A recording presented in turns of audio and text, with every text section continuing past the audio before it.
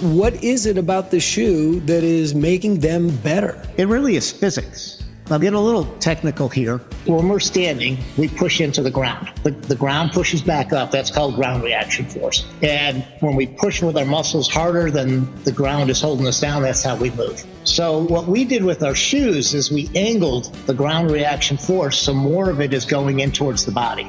So now when you load on your backside, you're a little bit more stable and you've got more force going into your body. And then when you transfer from the backside to the front side, you get more force into your body. So it just creates a more stable base and able to use the ground force a little bit more effectively in the body. Hi, this is Alan Tan from sunny Singapore, and I play at Keppel Country Club. Welcome to Golf Smarter number 931.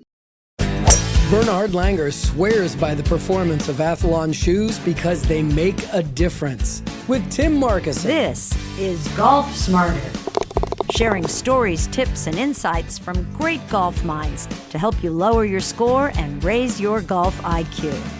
Here's your host, Fred Green. Welcome to the Golf Smarter podcast, Tim. Hello, Fred. You're an enigma in the golf industry because you have a real job. I've got a couple of real jobs. Oh my gosh. That's exhausting already. Yeah. But you've got a shoe company, a golf shoe company now called Athalonz. Yes. And how long has Athalonz been around now? So I actually started Athalonz in 2011. So it's we originated in baseball. So I'll give you the background story. So I grew up wanting to be a baseball player, went to college to play baseball and got hurt. So my baseball dreams never came true, but I always loved playing. So when my kids got a little older, I started playing adult baseball. And in 2010, I went to this pro ball camp. So it was an adult camp. It was taught by major league coaches. It was 4 days of like spring training. It wasn't like a fantasy league. You actually went to learn how to play baseball. Wow. And it was amazing.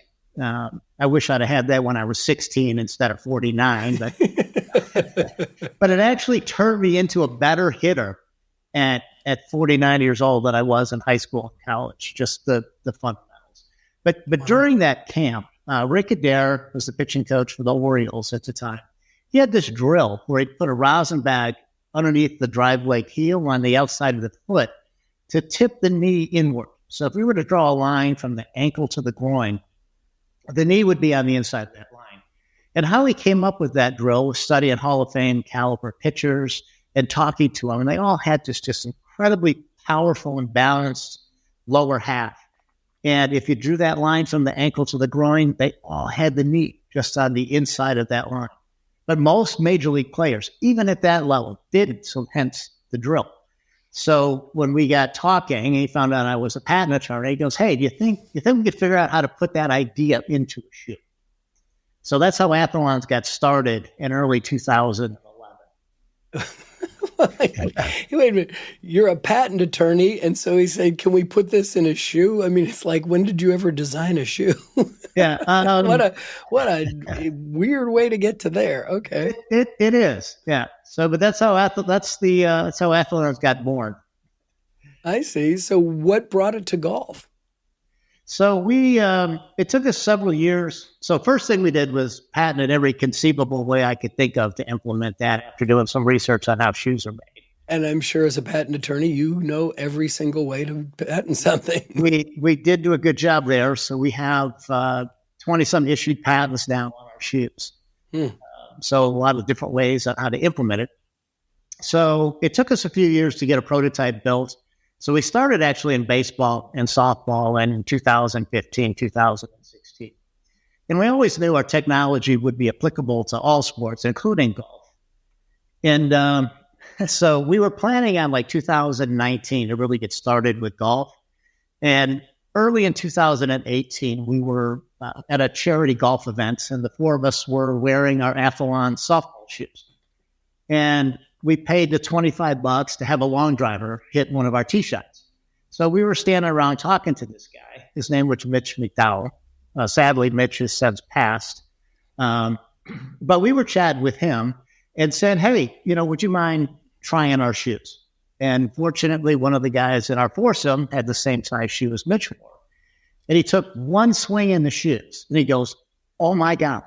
My backside stayed locked in, and I just hit the ball 40 yards further. He goes, okay, let me do it again. He did it 6 times in a row, all felt the same thing and hit the ball, 30, 40 yards further each time. That's amazing. So he was like, oh, you got to give me a pair of these. So that kind of expedited our desire to get into golf. Yes. So, yeah. So by that summer, we had a prototype pair of golf shoes ready to go. So Mitch took those to a long drive competition.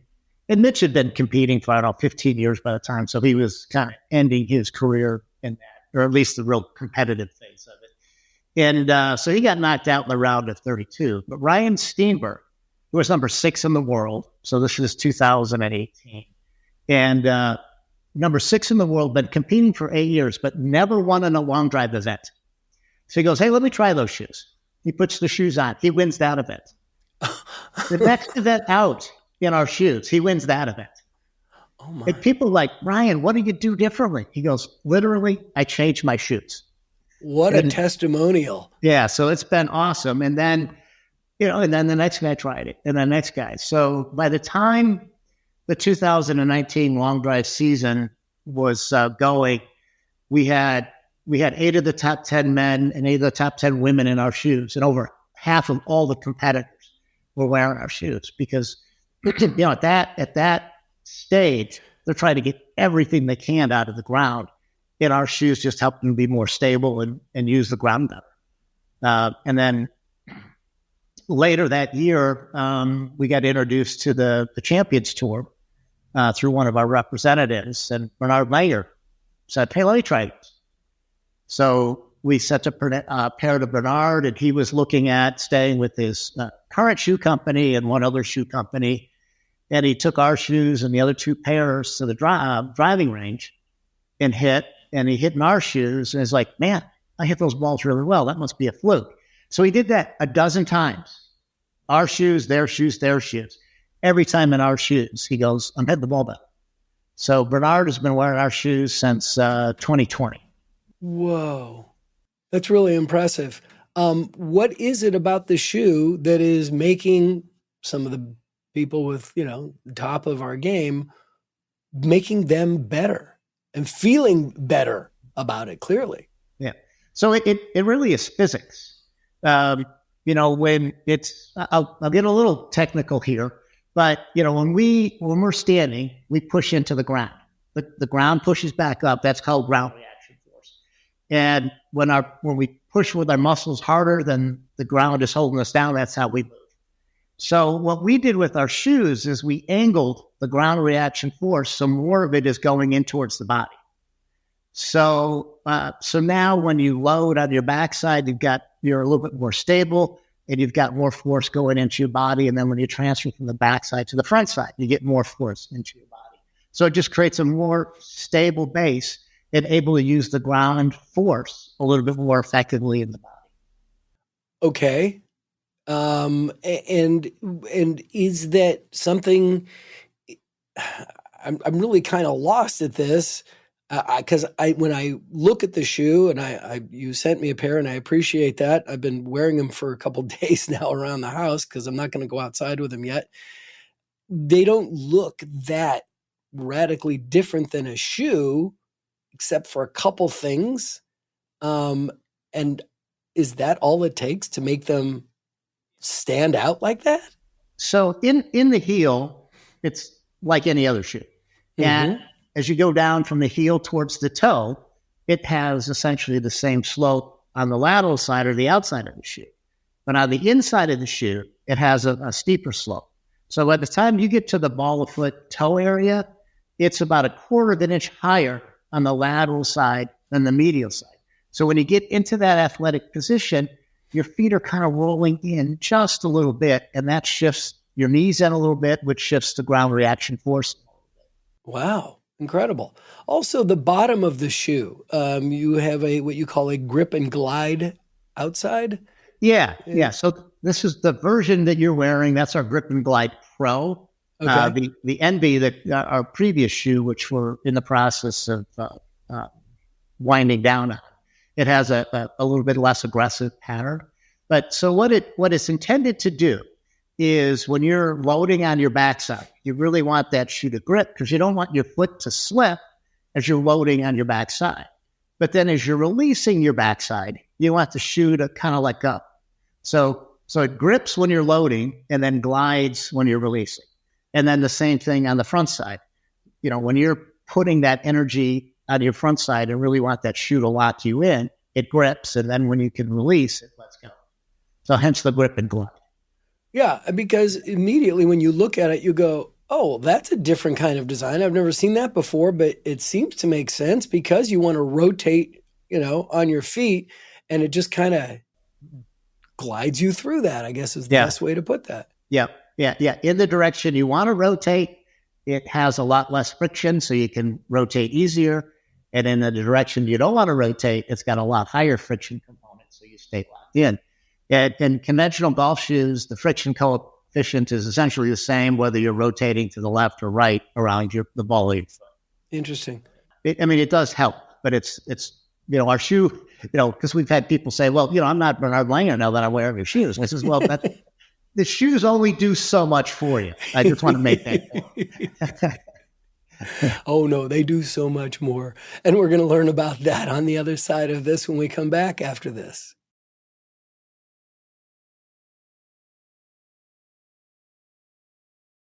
Tim, I'm really fascinated. Why is it that you guys figured this out and got such great results and nobody else has? Or is it because you're that good of a patent attorney? I think it's, I've been doing patent law for 35 years. And what I've noticed, the most disruptive inventions for a technology or in a market space usually comes from an outsider. So I am definitely an outsider when it comes to designing shoes. And then I look at the team that we had to put this together. So I was working with Major League Baseball coaches who really understood athletic performance at the highest level. Yeah. And then we also worked from day one with an orthopedic surgeon, Preston Wolin, out of Chicago. So he brought that perspective in. And then we had sports scientists. So Gary McCoy has been working with us for almost 10 years. And then Jeremiah Johnston, who's with us in-house, he's also a sports scientist. And then I bring the engineering side of things. I have an electrical engineering degree and a minor in physics. So I look at things completely differently than an orthopedic would, than a sports scientist would, or as a baseball coach would. So, but collectively, we're like, okay, we all brought our own backgrounds and experiences to this. And when I looked at it as a physics problem. It's like, well, how do I get the best energy from the ground through the shoe to the body?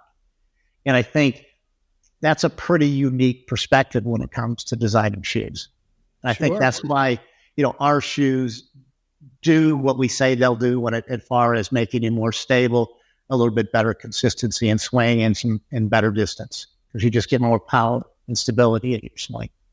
And these shoes have a wider area for the toes, correct? In comparison to our previous shoe, the ND, so it's a little bit more anatomically friendly to the forefoot, but it still doesn't. It still, you get the really good grip. It's just a little bit more comfortable at the forefoot. So, people with a little bit wider foot now will be a little bit more comfortable. Yeah, noticed it immediately. And also, I prefer to walk when I play golf, and I encourage people to do so. And these seem to have a lot of support and give to hold me up and not have to do any inserts that I generally put in my own shoes. Yeah, that was our intent. So the midsole, which has our technology in it, it's also made out of repurposed midsole material. So it's a green product. But, we wanted just enough cushion in the heel to, make it comfortable as you're walking. The other thing that with the slopes that we have in there, the dynamic slopes, is that as you're walking, it kind of rolls your forefoot to push off your big toe and second toe. So very much like the natural movement of your foot. When you heel strike, you kind of roll and then push off your big toe, second toe. So the shoe kind of helps with that too, so that enhances the comfort as well. Mm-hmm. Mm-hmm. How many different styles of shoes do you have now? So we have the current one out, which is the Mangrove. We have 3 colorways on that. We have the NB and 3 colorways on that. We're coming out with an NB2 within the next 3 to 4 months, depending on production. And there'll be 3 different colorways for that.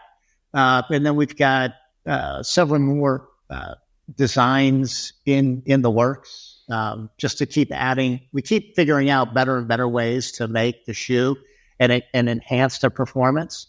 One of the things that we also pride ourselves on is the longevity of our shoe. That they should last, especially the NB Pro, because they've got a little bit thicker midsole to them. Outsole. They should last a good season, even if you're walking all the time, and even if you're walking on asphalt. They should last a good season. And these are spikeless shoes. Correct.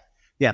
And with respect to that, as I'm glad you brought that up, because I did a bunch of testing in our lab, and the Grip and Glide Pro gave as much traction as cleated shoes that we were testing. Wow. How do you test that and quantify it? Yeah. So it was a slippage test. So I just basically take weight and pull on the shoe, and a certain amount of weight, you'd break the friction of the shoe to the ground, and then you could calculate, what that friction component was. Oh, okay. And then you do it from different angles, and you can see how the shoe responds. So our shoe, especially in the rotation, in the grip side of rotation, was a little bit better than conventional spikes. It's fascinating to me because more and more golfers are wearing spikeless shoes, but then the people who compete are like, no, you got to have spikes. It's like, it's so important to have spikes. But you're seeing guys like Bernhard Langer and others in the Champions Tour, the older golfers are like, I don't want spikes anymore. I need comfort. I need to support my back. I need to support my walk. Yeah. And I think as the PGA players become more and more aware of what we're doing, this is our hope anyway, that they'll realize that, you don't need a cleated shoe if it's designed to give you the traction that you need. And, and that's the whole point of the spiral pattern that we created. It creates so much surface area to connect with the ground that that's what creates all the friction, which is, what you're trying to do. Right. And do you have I guess the question is, how many different styles do you have? And are these styles primarily for men, or do you have both? We don't have specific female shoes. Okay. We have, we have 3 of the Mangrove right now. There's the black leather upper, and then we have 2 white uppers, one with a blue midsole, really, really cool looking. And then we have a white upper with a very light gray midsole. So we deem those as unisex. And so far our sales have been about 20% to women with the new shoes. Wow. Yeah. Is that what you anticipate, or no, fingers crossed? With the NB, we were like 95% to men. So this style, at least in the early releases, women are much more drawn to this shoe than the NB shoe. Yeah. Now I've noticed that there's no ventilation or air holes, or the uppers have cooling in them. They're not a mesh. So I'm assuming that these were going to be great for morning play when it's moist, it's damp, rain play. Tell me about how these were designed for keeping your foot dry. Yeah. So that is a leather upper, and it has been waterproofed. So the shoe is waterproof. So it's great for those damp mornings, and even in rain. And and then the extra traction you get with the Grip and Glide Pro outsole. I think, we've had some players already playing in really wet, damp conditions, and they're like, wow, I'm really, really locked in. So some good early feedback on that. Excellent. Congratulations. Thank you. Congratulations. And I saw that on your website that you're also selling insoles separately than what you have in the shoe.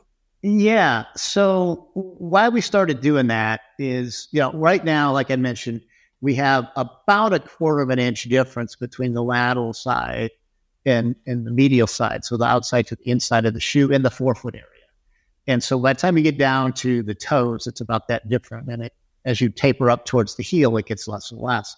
But we've noticed that some people want a little bit less of that slope and some people want a little bit more. We've had players where they'll put a little bit less in the front foot and a little bit more in the back foot, so they can get better rotation through on the back side, but really keep get better rotation through on the front side, but really keep that back side locked in. So the insoles allow you to customize your fit or your sloping and the athletic feel. And is your fit true to normal sizing, or do you recommend something a little bigger, a little smaller?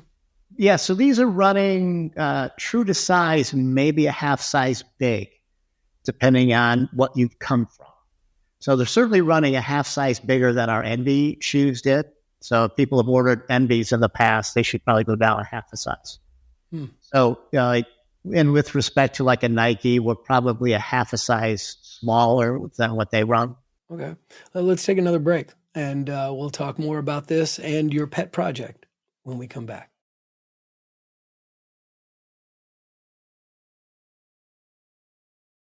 When we started the conversation, you said the company started in 2011. I'm kind of surprised. I've not heard of these shoes. I've not seen them. I may have missed them at the PGA show last year. I don't know. Where are they? Where can you find these? That's an excellent question. So it like I said, we didn't come out with our first prototypes until like 2015. And then we were focused in baseball, softball. So we really came out with golf shoes in late 2018, early 2019. We were at the 2019 PGA show. Okay. And then what happened? Oh, right. COVID. Yeah, that COVID thing. That COVID thing. And, it was... Best laid plans. It was, we're one of hundreds of thousands of businesses.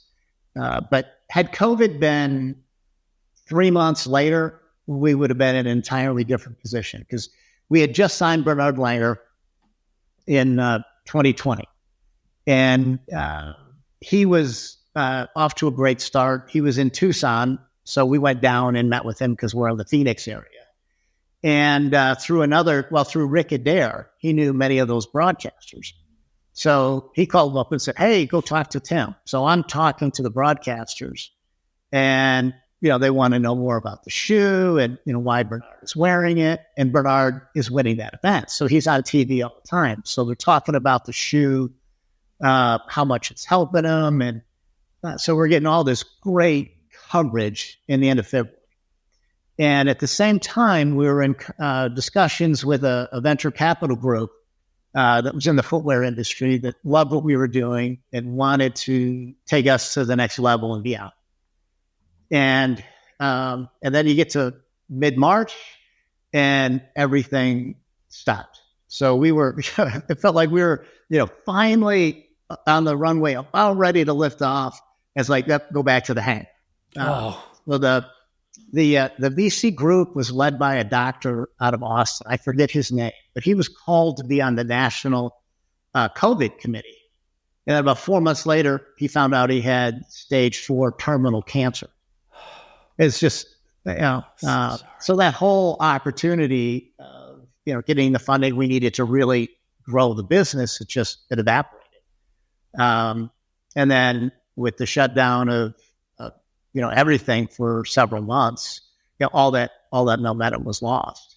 And then it's just been a struggle to recapture it. And we had inventory issues or shipment issues, production issues, because we were having our shoes made in South Korea. Mm-hmm. So these shoes that you're wearing, they were made in LA. Okay. So our shoes, so that's another big benefit of our shoes is they're handmade in LA. Wow. So we eliminated the international shipping because we have them made locally. And you also eliminated that supply chain issue. Yeah. So that's helped considerably. And it's just they've been great to work with. The company's called Community Made out of LA. Mm-hmm. So they've been great to work with, and we've got big things planned together going forward. So hopefully, we'll regain that momentum we had just going right before COVID hit. But yeah, it just took a long time. And then, the investment market has just been brutal the last 2 years. So finding capital's just been painful. Well, hopefully this kind of exposure is going to help you as well, and people are going to be fascinated, and they'll go online and check them out. Where are they available? Is it online only at this point? It's primarily through our website, Athalonz.com. So that's ATHALONZ.com. They eventually will be available through Dick's and Amazon, but we're still just getting going there. So the Envy you can still get through Dick's online. We're not in any brick and mortar stores, so everything's all. And is there a plan to make them out there in the brick and mortar and big box world? If we can grow the way we'd like to, then we'd love to. Sure. Be in one of the golf stores or several. Yeah. And I noticed that from the different varieties of shoes that are on the website, there's a big price difference from top to bottom. Yeah. So the Mangrove shoes, which you're wearing, they're at $285. So they're at the high end, but they're also they're our new shoe. They have all the new technology in it. It's handmade. It's leather upper. It's really comfortable. Yeah. I'm going to say right now, and it's really comfortable. Yeah. And then like the baseball shoes, those are on clearance. The NBs will soon be going on clearance. So our future is in the Mangrove and the next generations of shoes we're going to be building or making, and they'll all be made, or at least final assembly here in the United States to help with, just the logistics of supply chain. Mm-hmm. And are you going to try to make an appearance at the PGA show in 2024 or not this coming year, 2025 maybe? Yeah. So it just depends on how we do. And to be honest, we were at the show in 2019 and in 2020. Of course, 2020 was not a good year to judge anything by. Yeah, right. 2019, we did get a fair bit of awareness through there.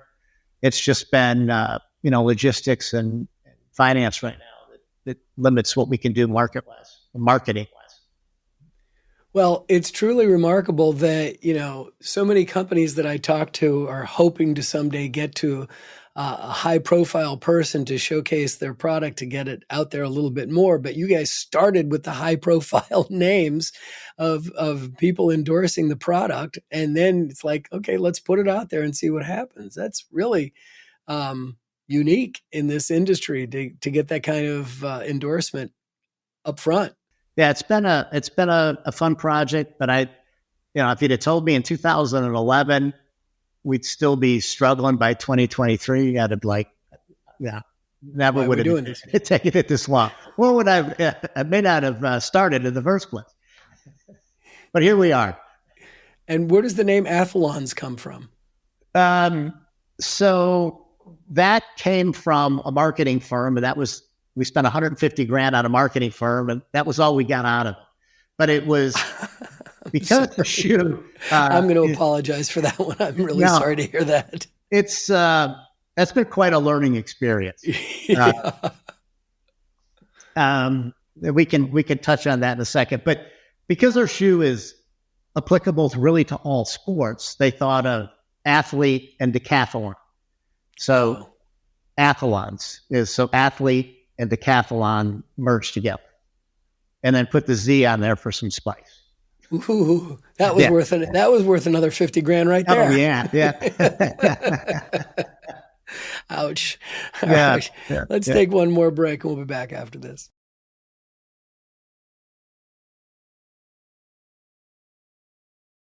As we talked about how you have some great endorsements just before you get out the gate, and exciting, I'm sure that there's competitors out there. There's so many different shoe brands out there, and it's a viciously competitive field.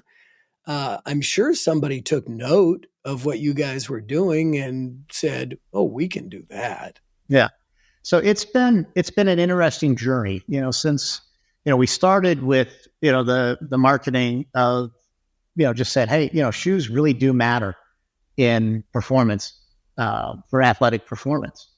And we got a lot of scoffing initially from the markets. Everybody, come on, a shoe is a shoe. How can that matter? Yeah, right.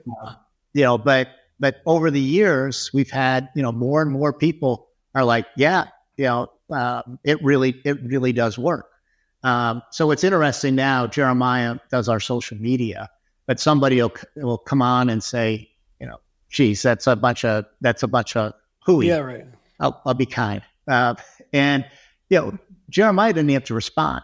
People that wear our shoes is like, no, it's not. It really does work. It's rooted in physics and it just makes sense. And so earlier this year, because it does work, another brand started copying our technology. So we filed a patent infringement suit in the Eastern District of Texas against Under Armour, alleging that they're infringing 5 of our patents. So that suit is currently in process. Wow. And I thought Under Armour was a Baltimore-based company. I'm curious as to, can you talk about what specifically they tried to steal of your patents? Yeah. So it's alleged patent infringement. So okay, they're alleged. We've asserted that we're infringing our patent, but until it's fully adjudicated, it's alleged. Oh, that's right. You're an attorney. Okay. But just a podcaster, man. Yeah. So our athletic positioning is what we call it. It's optimal athletic positioning, and it's the 3-dimensional trigonometry and geometry that we created in the midsole to get you that athletic positioning, which shifts those ground reaction forces in. And we've got a bunch of patents regarding a variety of ways to implement that. And, we believe that Under Armour is using 5 of those patents in a variety of their shoes. And we ended up having to file the patent infringement suit. And we did that in April of this year. Oh, well, good luck with that. Thank you. I hope that goes to how you want it to go. Yeah, well, thanks. One of the things that it does, just from my perspective, is it validates the technology. Because that's one of the things that we've struggled with, is getting the message out there that no, shoes really do matter, and if you can create better ground body connection through the shoe using physics, your performance will be a little bit stabler, a little bit better power, and more consistent.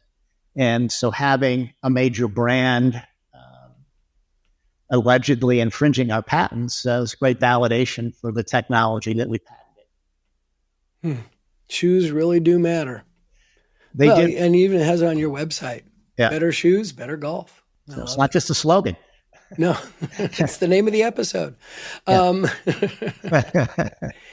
One of the things that really jumped out to me when I was communicating with your people about having you guys come on the show and expose us to this, was that there was not just the Athalonz logo at their signature, right, but there was a logo for a nonprofit called Interwoven Circles. Yes. Yeah. Would you mind sharing why that's in the signature of employees of the shoe company? So that is the nonprofit that we at Athalonz started to help support child abuse prevention. Oh, wow. I grew up in an abusive home, and in many ways have struggled with the negative self-image of an abused child. and it's been a lifelong battle. And, for most of my life, I wasn't had any intentions of ever talking about it publicly. And then in my mid-50s, so 7 years ago now, I started having flashbacks of more of what happened to me in my childhood. Oh, no. And so that prompted me to say, if I keep my mouth shut, then I'm just complicit in allowing child abuse to continue. And I couldn't do that.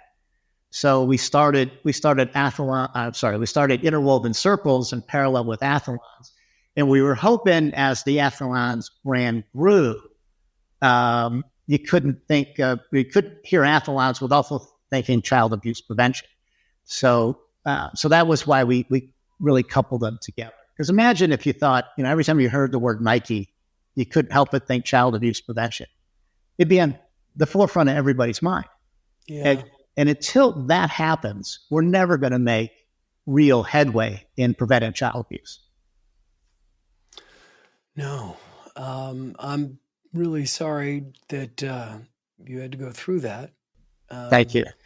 Everybody's got their own story, unique story of what they had to go through to become an adult. Right. And to have that haunt you, have your childhood haunt you as an adult, I can see why, you never think you'd want to share it or talk about it. But once you come to the realization that A, it's really important to let people know, and B, you're not going to sleep well until you do. Yeah. Yeah. That's so true. Yeah. And it would just be there. And I'm glad you were able to break the cycle. Yeah. Thank you. Yeah. That's my big motivation, at this stage of my life and career, is I'd like to make a more positive contribution to society and helping bring more awareness to child abuse prevention. And, my vehicles are what I can do, through Athalonz and then through the law practice. So the more opportunities we get to talk about child abuse prevention, the more we can get that on people's minds. That's the only way we're really going to see an improvement. And the statistics are staggering. Right. And I can't imagine we're trying to talk to children about this. We need to get adults to admit that they're part of the problem. Joe Torre's organization, they do a great job of working with the kids. So this is my perspective, and it's nothing against everything. But if you're teaching a kid, it's to recognize when you're being abused. So it's after the fact, dealing with it, as opposed to preventing it in the first place. So what I really want to focus on is preventing it in the first place. So what causes a person to act out? I mean, there's certainly some psychological issues that no matter what treatment, they're just going to do that. They're going to have that behavior. But I think most abusers are trying to heal some of their own internal wounds, and they just act out in the wrong way. If they had a better release for their own internal issues than to take it out on a kid, we'd start to see the numbers drop. Yeah. Well, thank you for that work. Right. And we wish you best of luck on that. Are there places where we can go and make donations to help support it? Yeah. So right now, we're really kind of in a hiatus mode because with all the work trying to do Athalonz to recover from COVID. So, but the organization is still there. But what I would recommend if somebody wants to donate, Joe Torre's Safe at Home organization out of New York and LA, a great place to go. Almost every town has a CASA program, or almost every major city has a CASA program. There's all kinds, and really that's what Interwoven Circles was intended to do. We'd raise money and then give it to various charities that were already doing work.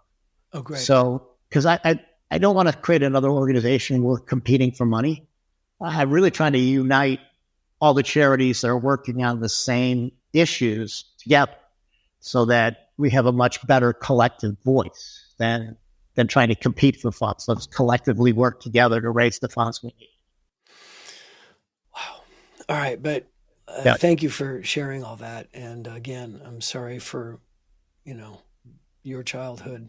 Thank you. I'm glad it led you to a place where you can make other childhood better. Yeah, others. no, that's the hope that we're trying to do. And I think that's kind of the beauty of golf. Is it really is. Yeah, it's about making life better, more enjoyable. So to be able to work within that platform and just take a second when out taking a swing and enjoying a beautiful day on the golf course. Just what can I do to help others? Right. That a little bit of donation here and there to some of these great organizations can make the world a difference for a child. Yes. Any time of the year. Absolutely. Oh, Tim. Well, congratulations on these shoes. They're really comfortable. I cannot wait to get them out on the golf course. Unfortunately, I have to. That's right. Not because of weather, but just because I'm staying away from the golf course for a couple weeks as I recover from some nasty tennis elbow, but that's a whole different conversation. It has nothing to do with your product because I'm going to check it out definitely, but I'm going to wear them a lot in the meantime because they are so comfortable and easy for walking. So great. Yeah, that's what I use them for. I don't golf near enough, so they're my work shoes when I have to go meet with clients. They're a comfortable shoe and they look great with casual business attire. Oh, good, because your client's not going, are you just coming here directly from the golf course? Because they do have a golf shoe look to them. Yeah. It's not like a sneaker we're talking about here. Yeah. And where can we follow, whether you on social media or is it just your website? You guys have an active social media campaign? Yeah, so we have an Instagram account, Facebook account. All Athalonz? Yes. Yep. Okay. Awesome. And well, Tim, thank you so much again, and best of luck. I hope this really works out and that more pros take a peek at these and say, oh my gosh, I just hit the ball better because I put these shoes on. Because you know what? It works, right? Yeah. If that shoes really do make a difference. Shoes really do matter. Thanks so much for your time and best of luck. All right. Thanks, Fred. It's a pleasure. So my recovery from the pinched nerve and tennis elbow is progressing very nicely, yet I'm still not fully recovered. Nor have I had a golf club in my hands in about 6 weeks. And for a Californian, that is a long time. Anyway, good news is that any day I'm expecting to receive the all-new Lab Golf DF 3.0 putter, which is being released to the public probably by the time you hear this.